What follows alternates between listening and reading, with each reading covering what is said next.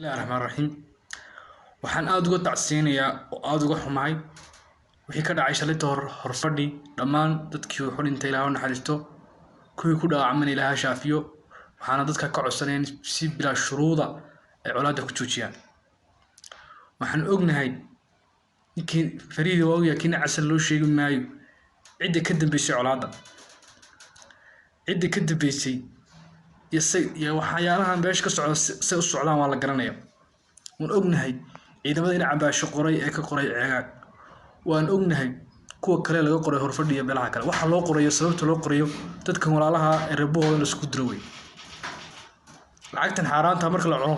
in la istilayo waan ogaa waxaan ka codsanayaa dadkaas ummadeennaga u liidana horumar ma haysano war caqligeena ka shaqeysa waan ka shaqeysino waa leena sixray inaga ma isku dhex diray cid kale iskama celin karno hayna isku keen diray وأنا دلكينا هرمر صنو وأنا بتقليدي سكشقينه سب لا شروطنا على هذا الوجوجي عندي حد كتبتنا إلهي سبحانه وتعالى وحوري وإن ضائفتان من المؤمنين اقتتلوا فأصلحوا بينهما بالعدل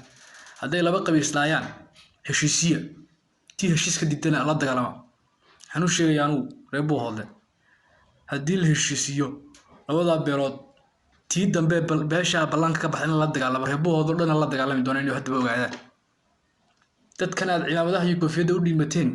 hadaad maqli weydaan dhibaatada weligiin ka biximiso hadaad wax ka maqli weydaan weligiin dhibaatada ka biximiso